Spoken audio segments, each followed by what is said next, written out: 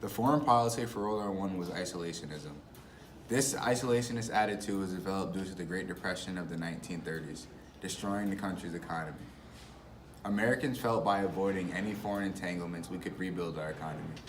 We avoided fighting in the war as much as possible until Germany gave us no choice but to enter the war. Unrestricted submarine warfare. This caused the United States to leave a state of isolationism and enter the fighting in Europe late in the war. Enemy countries thought we waited until every country was at the. And here's a cartoon that represents the government's policy of isolationism.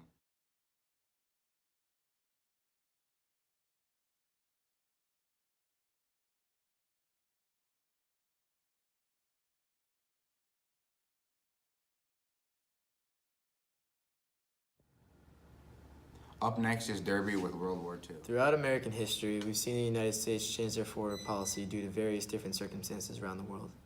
At the end of World War I, we adopted an isolationist foreign policy. This policy means that we plan on keeping to ourselves and only interacting with foreign countries through trade. At the beginning of World War II, the United States still had this policy specifically to stay out of foreign wars and stay away from allegiances. The United States was successful in staying out of these foreign affairs and only trading with different parties of the war. Until December 7th, 1941, with the attack against the United States on Pearl Harbor. Due to this attack, the United States was forced into this World War II. This is when the United States foreign policy changed to interventionism. We felt that it was necessary to intervene in the war before this attack, but the government knew the public was not on its side. After this attack, because of the sense of nationalism, the government knew that it was time to enter the war and end it. At the end of this war, as the United States and other nations involved in the war made treaties and came to agreements, the United States signed the Treaty of Versailles, which included them in the League of Nations. This League of Nations was an allegiance that before the war, the United States was actively trying to avoid. This is when we switched our policy to containment. The reason that we switched the policy after World War II was because we were now a part of the League of Nations and because we thought with this policy we could stop wars before they started. We wanted to make sure communism wouldn't spread to other nations and we could end future conflicts swiftly. Here is a picture of U.S. propaganda during World War II.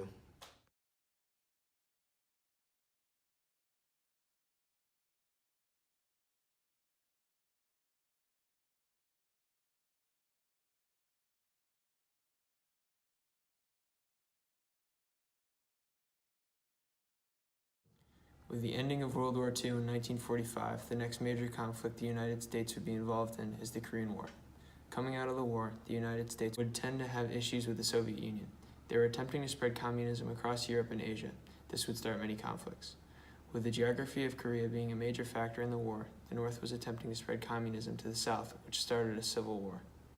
The North part of the country was aided by Communist China and the Soviet Union, which caused the League of Nations to form. Great Britain and the United States to assist the South. The foreign policy of containment was used during these Cold War conflicts to attempt to not let communism spread as much. Containment was successful in some ways because the whole country of Korea and Vietnam are not communist. A piece of political propaganda produced by the United States can be seen here.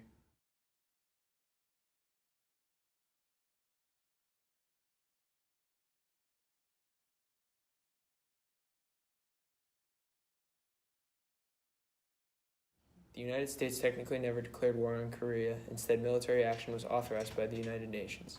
This was called a proxy war, which means that one country is fighting on behalf of another country to assist them.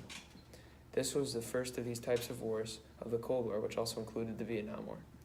Now off to Volpe with the Vietnam War. The beginning of the war in 1955, marking the first arrival of American troops on the ground in the foreign lands of southern Vietnam. The battles never got easier, but only harder, as the bloodshed spread towards the demarcation line, and eventually even past it. The jungle-like terrain made it increasingly difficult for the U.S. troops to be victorious against the Viet Cong due to their knowledge of their homeland in comparison with the United States soldier who knew barely anything about the environment or geography of most battlegrounds within the war.